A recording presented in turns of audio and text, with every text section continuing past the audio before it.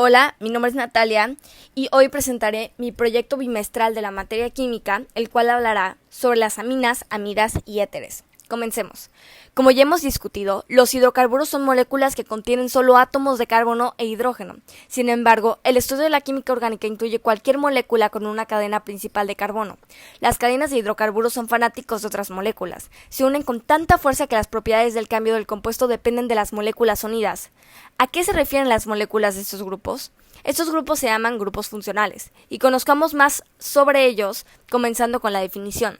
Se pueden definir como grupos de átomos que otorgan propiedades características a los compuestos en los que están presentes. Sí, su presencia es bastante influyente.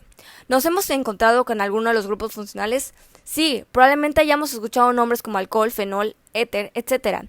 Miremos la estructura cuidadosamente. Podemos notar que esa estructura nos ayuda a comprender que los grupos tienen átomos que pueden formar al menos un enlace con cualquier otro átomo. Teniendo entendido cómo se forman los grupos funcionales, estas son las propiedades que caracterizan a alguno de ellos. Los éteres son una clase de compuestos orgánicos caracterizados por un átomo de oxígeno conectado a dos grupos alquilo o arilo. Los alcoholes son grupos funcionales caracterizados por la presencia de un grupo OH. Los ésteres son los que se obtienen por combinación de dos moléculas de alcohol con formación de una molécula de agua. Participan en la fabricación de perfumes. Los aldehídos son compuestos organizados caracterizados por poseer el grupo funcional CHO. Las cetonas son un compuesto orgánico caracterizado por poseer un grupo funcional carbonilo, unidad 2 átomos de carbono. Los ácidos carboxílicos son un grupo de compuestos que se caracterizan porque poseen un grupo funcional llamado grupo carbonilo o grupo carboxilo. Ahora explicaré con más profundidad los siguientes tres grupos funcionales. Empezaré con las amidas. Hablaré un poco de los grupos funcionales que contienen carbonilo diferente y sus derivados, por lo que echaremos un vistazo a las amidas. Estas consisten en un carbonilo adyacente a un átomo de nitrógeno con el nitrógeno unido a dos grupos, ya sea hidrógeno o alquilo, en alguna combinación. Las amidas son derivados funcionales de los ácidos carboxílicos, en los que se ha sustituido el grupo OH por el grupo NH2, NHR o NRR. El grupo funcional amida es bastante polar, lo que explica que las amidas primarias casi todas son sólidas y solubles en agua. Su punto de ebullición son bastante altos con los ácidos correspondientes, y son mucho más polarizados que las aminas. Casi todas las aminas son incoloras e inodoras, son neutras frente a los indicadores, y por su parte, las aminas terciarias no pueden asociarse, por lo que son líquidos normales. Las aplicaciones de estas amidas trabajan como emulsificantes. Se usan especialmente para pH bajos debido a su estabilidad en estas condiciones. Además, se usan como antitranspirantes y como neutralizantes. Otra aplicación es como dispersantes del jabón cálcico. Los éteres constituyen una clase de compuestos muy importante debido a la extraordinariamente difundido que se encuentra en la naturaleza. Los éteres de peso molecular bajo son líquidos de olores agradables a frutas. Muchos de los fragantes olores de los distintos frutos y flores se deben a los ésteres que se contienen. Así, el acetato de isoamilo se encuentra en el plátano y el acetato de etilo en la piña tropical. La mayoría de los éteres son líquidos volátiles, ligeros e inflamables, solubles en alcoholes y otros disolventes orgánicos. Desde el punto de vista químico, son compuestos inertes y estables.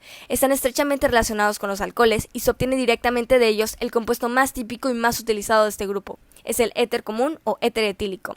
Tienen muy poca reactividad química, por ello se utilizan mucho como disolventes inertes en reacciones orgánicas. El contacto con el aire hace que sufran una lenta oxidación con la que se forman peróxidos muy inestables y poco volátiles.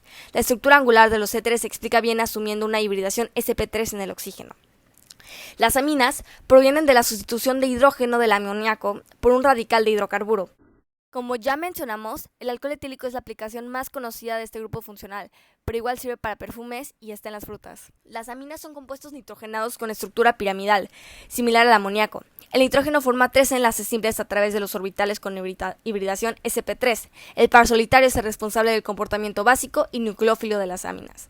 Las aminas son compuestos incoloros que se oxidan con facilidad, lo que permite que se encuentren como compuestos coloreados. Los primeros miembros de esta serie son gases con olor similar al amoníaco. A medida que aumenta el número de átomos de carbono en la molécula, el olor se hace similar al pescado.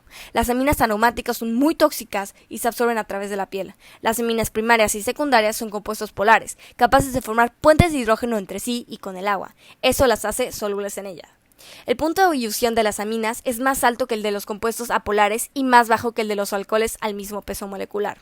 Las aminas se comportan como bases. Cuando una amina se disuelve en agua, acepta un protón formando un ion alquilamonio. Las aminas tienen muchas funciones. Algunas se utilizan para aplicaciones industriales, como el bronceado y el control de plagas. La anilina se usa en la producción de tintes artificiales. Cadaverina y putrescina producen el olor a carne podrida y en descomposición. Algunas aminas, como las anfetaminas y las metanfetaminas, incluso se usan como drogas recreativas. Pero, ¿cómo se nombran estos grupos funcionales? Explicaré ahora la nomenclatura de estos 3 grupos funcionales muy brevemente. Primera regla de las aminas. Las aminas se pueden nombrar como derivados de alquilaminas o alcohol-aminas. Y si un radical está repetido varias veces, se indica con los prefijos di, tri. Segunda regla. Si la amina lleva radicales diferentes, se nombran alfabéticamente. Los sustituyentes unidos directamente al nitrógeno llevan el localizador N. Tercera regla. Si en la molécula hay 2 grupos amino, sustituidos se emplea N, N. Aquí podemos ver 3 ejemplos que identifican la primera regla: el etilamina, la ciclopentalinamina y el pen-2-ilamina. Luego está el ejemplo de la trimetilamina, que ejemplifica la segunda regla. Los éteres. Los éteres pueden nombrarse con alcoxiderivados de alcanos, nomenclatura UPAC sustitutiva. Se toma como cadena principal la de mayor longitud y se nombra el alcoxilo como un sustituyente. La segunda regla es que se nombran los éteres como derivados de los grupos alquilo, ordenados alfabéticamente, terminando el nombre en la palabra éter. Aquí vemos 3 ejemplos que proyectan la primera regla: metoxietano, etoxietano y 1-metoxibutano. Y el ejemplo de la segunda regla: etil-metil-éter. Ahora las amidas. Las amidas, regla número 1, se nombran como derivados de ácidos carboxílicos, sustituyendo la terminación óseo del ácido por amida.